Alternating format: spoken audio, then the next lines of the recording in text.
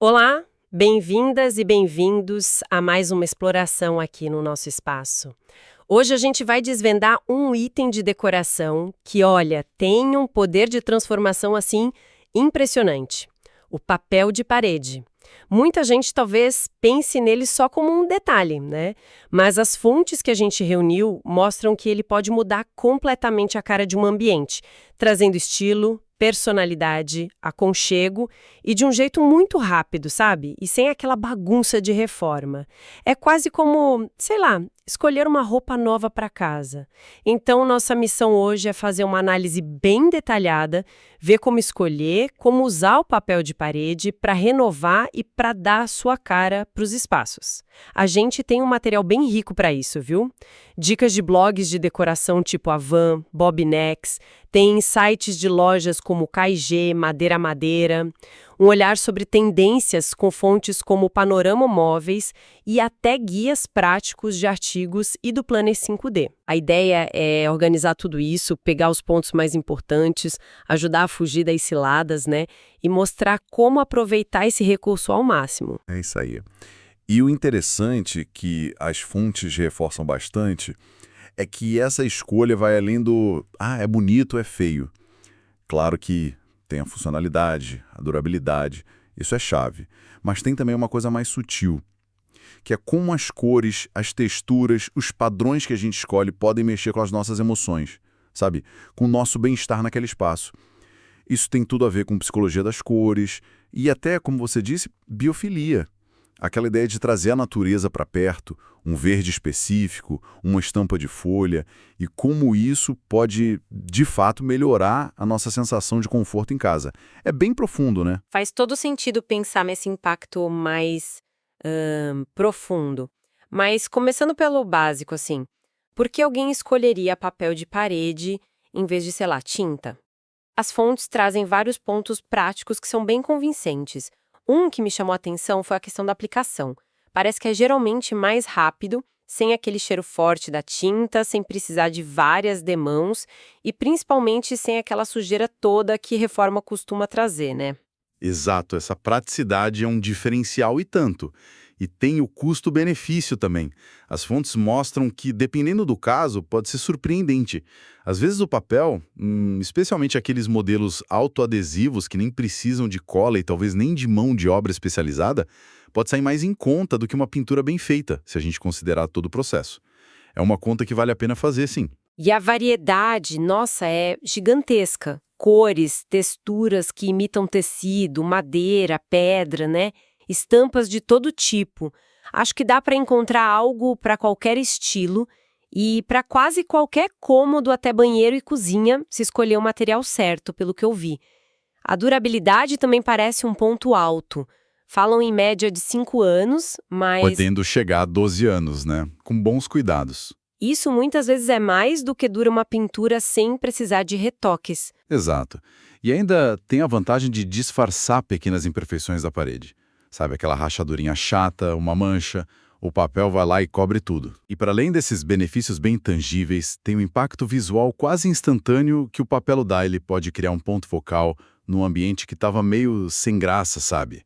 Adicionar uma sensação de profundidade que a tinta sozinha às vezes não consegue. E definir a atmosfera, se vai ser um quarto mais relaxante, uma sala mais vibrante.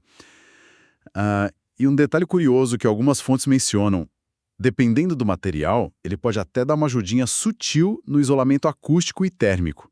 Não é a função principal, claro, mas é um bônus interessante. Essa do isolamento eu não imaginava. Interessante. Bom, se a pessoa se convenceu das vantagens, o próximo passo é entender os materiais. Porque aí o negócio complica um pouquinho, né? A variedade é grande. Qual o segredo para não se perder nisso? Olha, o segredo é focar na função do ambiente. As fontes destacam principalmente 3 tipos que, assim, resolvem a maioria das situações. O campeão de popularidade, sem dúvida, é o vinílico. Pensa nele como o pau para toda obra do papel de parede. Ele tem uma camada de PVC por cima, sabe? Tipo uma capinha de chuva para a parede.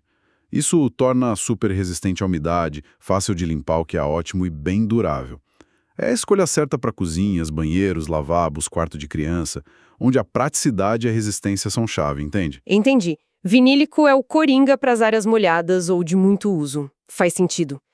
E os outros dois principais? Aí a gente tem o adesivo ou o autocolante. Esse é o rei da praticidade. Ele já vem com cola, é só destacar o liner atrás e aplicar.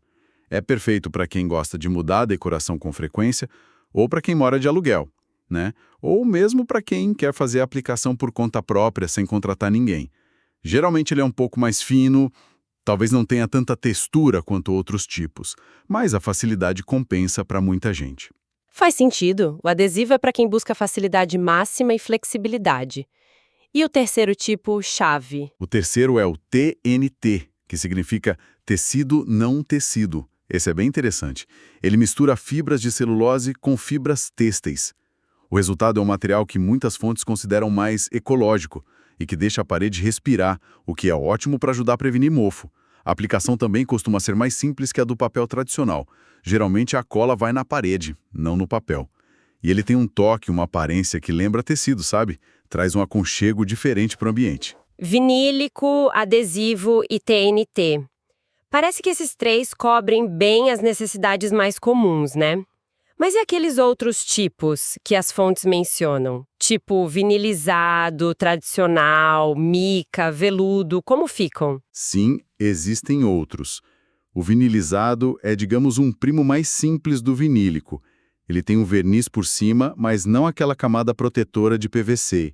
Então é mais delicado, não é bom para área úmida, mas costuma ser mais acessível, mais barato. O tradicional, que é basicamente de celulose, é o mais antigo e geralmente o mais econômico. Só que ele é bem sensível à umidade e exige uma parede perfeitamente lisa.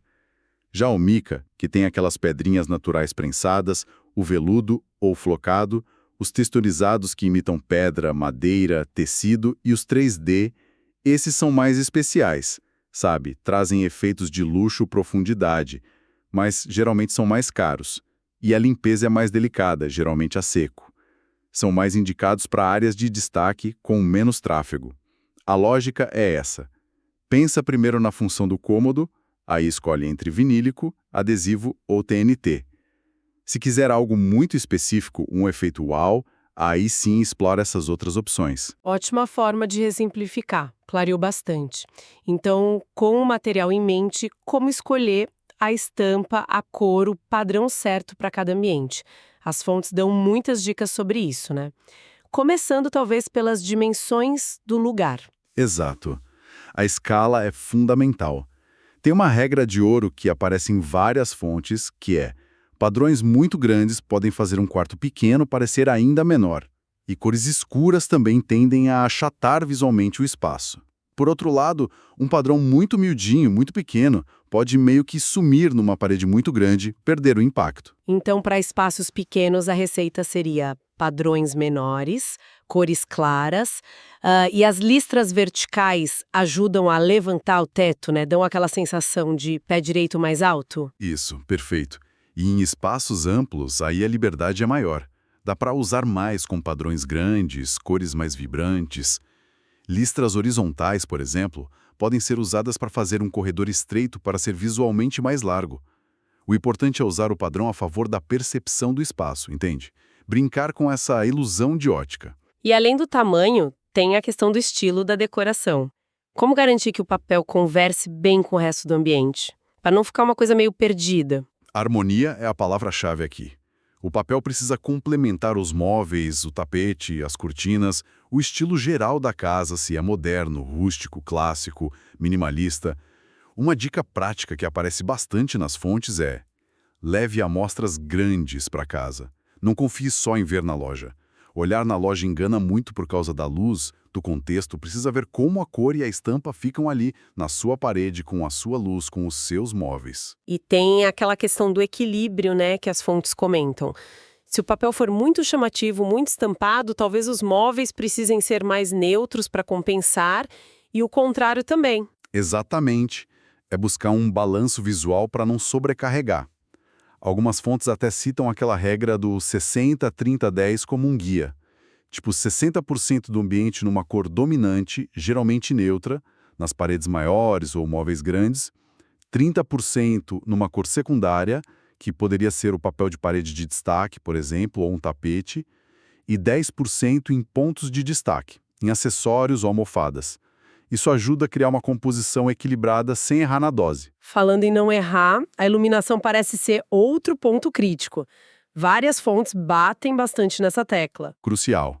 A mesma cor de papel pode parecer totalmente diferente dependendo se a luz é natural ou artificial, se é uma luz mais fria ou mais quente. Em cômodos com pouca luz natural, por exemplo, cores claras e acabamentos com um leve brilho tipo acetinado ajudam a refletir a luz e dão uma clareada no ambiente. Já onde bate muito sol direto, talvez um acabamento fosco seja melhor para evitar aqueles reflexos incômodos. E aí dá para usar cores e texturas mais intensas sem medo. E a recomendação que sempre aparece é testar no local, né? Colar a amostra na parede mesmo e observar como ela se comporta de manhã, de tarde, com a luz acesa à noite. Fundamental. É a única forma de ter certeza do resultado final. Muitas dores de cabeça são evitadas com esse simples teste. É um passo que não dá para pular. Certo. E pensando na função de cada cômodo, como a gente aplica tudo isso na prática? Por exemplo, numa sala de estar ou de jantar. Geralmente permite mais ousadia. Padrões geométricos, florais maiores, texturas marcantes podem funcionar muito bem. Talvez numa parede de destaque, sabe? Para criar aquele impacto visual logo que se entra no ambiente. Mas claro, se a sala for mais usada para descanso, para ver TV, talvez algo menos estimulante visualmente seja melhor. E sempre pensando em harmonizar com sofás, poltronas, o estilo dos móveis que já estão lá. E no quarto? Imagino que a vibe seja completamente diferente. Totalmente. O quarto pede relaxamento, aconchego. As fontes sugerem muito cores suaves, azuis, verdes, tons pastel. Padrões mais delicados, como temas botânicos, florais mais sutis, ou até texturas que trazem essa sensação de conforto, como as que imitam linho ou tecido. Aqui a psicologia das cores entra com força. O azul para acalmar, o verde para trazer equilíbrio e bem-estar. E uma dica prática: o papel acetinado é bom para quarto de criança porque acumula menos pó e é mais fácil de manter limpo. E nas áreas que a gente chama de molhadas? Cozinha, banheiro, lavanderia. Aí a regra número 1 que todas as fontes concordam é vinílico. Não tem jeito. Pela resistência à umidade e pela facilidade de limpeza, é o material ideal, não tem erro. Resolvida a questão do material, aí dá para brincar com os padrões. Tem os lindos que imitam azulejo português, outros com temas de comida para cozinha, tropicais para o lavabo. Só precisa ter atenção para não escurecer demais o ambiente se ele for pequeno e tiver pouca luz natural. Usar cores claras ajuda. E para quem tem home office, pessoal que trabalha em casa, alguma dica específica das fontes para esse espaço? Sim, as cores podem ser aliadas da produtividade. As fontes sugerem, por exemplo, azul ou cinza para ajudar na concentração e manter a calma. Ou então tons de amarelo, talvez laranja, para estimular a criatividade e a energia, dependendo do tipo de trabalho que a pessoa faz. O verde também funciona super bem para o home office, porque traz aquela conexão com a natureza que ajuda na concentração e, dizem, até reduz o estresse. É a tal da biofilia que a gente mencionou lá no início. Muito bom ver como a escolha pode ser tão estratégica, né? Não é só estética. Agora, uma dúvida comum que surge. Escolher um papel liso ou um texturizado? Qual a diferença na prática, no dia a dia? O papel liso geralmente entrega aquele visual mais clean, sabe? Minimalista, elegante. Ele é muito versátil, fácil de combinar com diferentes estilos de decoração e é ótimo se a ideia for destacar os móveis ou os objetos decorativos. Em cores claras, ele também tem aquele efeito de ajudar a ampliar visualmente o espaço. Já o texturizado, imagino que traga outras sensações. Exato. O texturizado adiciona outra camada de interesse visual e tátil. Ele traz profundidade para a parede, um convite ao toque, uma sensação maior de aconchego e tem uma vantagem prática muito boa. Ele é um mestre em disfarçar pequenas imperfeições da parede. Uma leve ondulação, uma marquinha, a textura ajuda a esconder.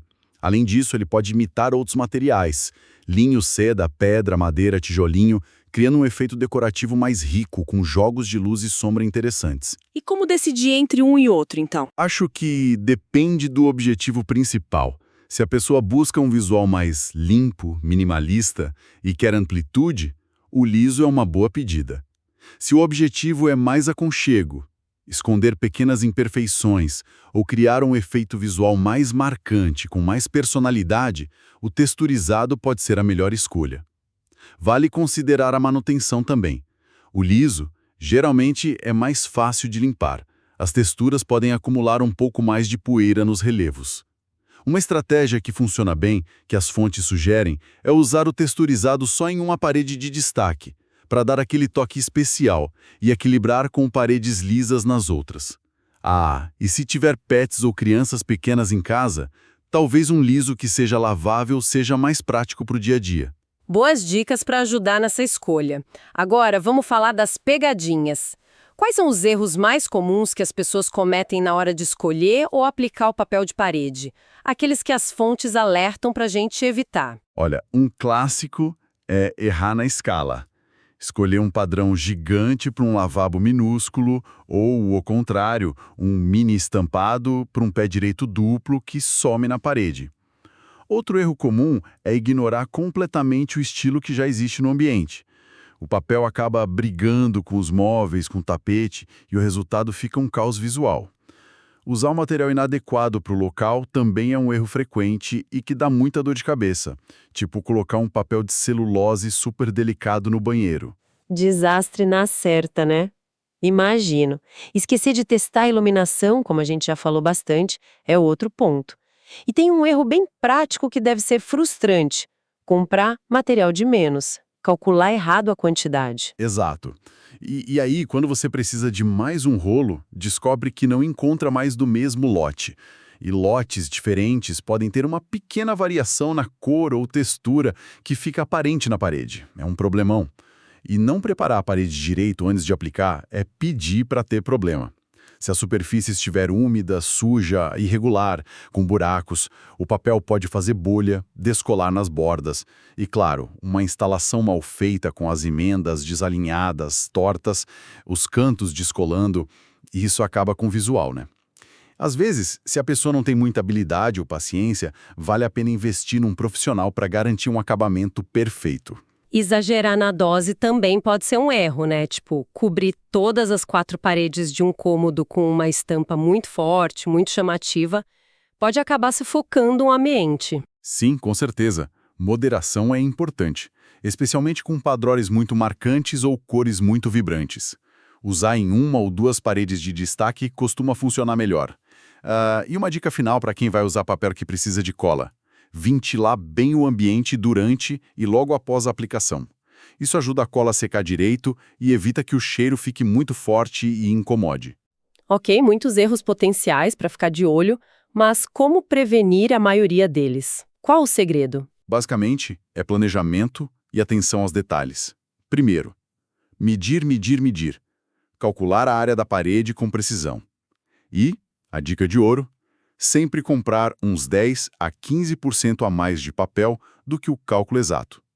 Essa margem é para compensar as perdas nos recortes, para fazer o encaixe dos desenhos, se houver, e para ter uma reserva para eventuais acidentes ou reparos futuros. Segundo, testar amostras na parede. Já falamos, mas não custa repetir, é essencial. Colar uma amostra grande na parede e observar bem. Ver a cor, a textura, como o padrão se comporta com a luz real do ambiente em diferentes horários do dia e da noite. Isso evita 90% das surpresas desagradáveis depois. Perfeito.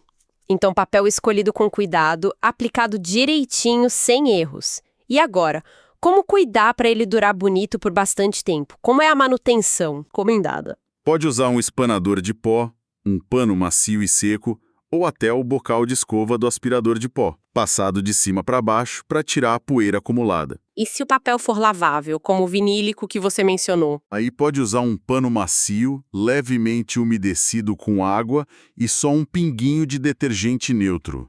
A palavra-chave é levemente umedecido, sem encharcar, e limpar suavemente, sem esfregar com força. Nada de usar produtos abrasivos, tipo água sanitária, álcool ou esponjas ásperas, que podem danificar o papel. Já para os papéis mais delicados, o tradicional de celulose, o mica, o veludo, a limpeza deve ser só a seco mesmo. O aspirador com botal de escova é um bom aliado nesses casos. Se surgir uma mancha, o ideal é agir rápido. Nos laváveis, tentar limpar com o pano úmido e detergente neutro.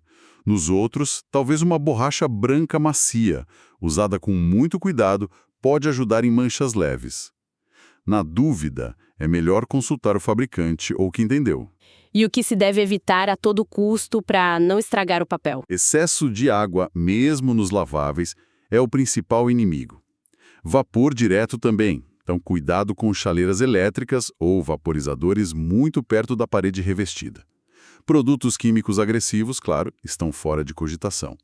E evitar a exposição prolongada ao sol direto, porque com o tempo isso pode desbotar as cores, especialmente as mais vibrantes. O ponto-chave aqui é, primeiro, ter certeza de qual é o tipo do seu papel antes de pensar em passar qualquer pano úmido. Tem que saber se ele é lavável ou não. E segundo, entender que esses cuidados simples, essa manutenção regular, são o que garantem que o investimento no papel de parede vale a pena e que ele continue bonito por muitos e muitos anos. Entendido. Super importante saber como cuidar direitinho. Para a gente ir finalizando a nossa conversa, vamos dar uma olhada para o futuro. O que as fontes estão apontando como tendências de papel de parede para, digamos, 2025? O que está vindo por aí? Isso aparece de várias formas. Em texturas que imitam materiais naturais e sustentáveis, bambu, palha, linho, cortiça, até fibras recicladas. E claro, nas estampas. Muitos temas botânicos realistas, folhagens, paisagens naturais como florestas, montanhas. A ideia é realmente trazer o verde e a calma da natureza para dentro de casa. A biofilia está com tudo. Que legal, gosto dessa ideia. E além da natureza, o que mais se destaca? A geometria continua em alta, mas talvez um pouco mais sofisticada. Linhas abstratas ou simétricas, mas às vezes com acabamentos metalizados discretos, um toque de dourado, bronze e prata, que adicionam um glamour sutil sem exageros. O estilo retrô também volta, mas com uma leitura modernizada. Na paleta de cores, a gente vê muitos tons terrosos, terracota, areia, ocre, verdes mais profundos, azuis serenos e também alguns pontos de luz com tons solares como o amarelo mostarda. Mas ao mesmo tempo, os tons escuros e sofisticados, tipo verde musgo, azul marinho profundo, grafite, também ganham espaço para quem quer um ambiente mais ousado e elegante. Interessante essa mistura de tons. E em termos de aplicação e estilo, tem alguma novidade? Uma coisa que as fontes apontam são os murais artísticos. São painéis grandes, quase como uma pintura personalizada na parede, que se tornam o ponto focal único do ambiente.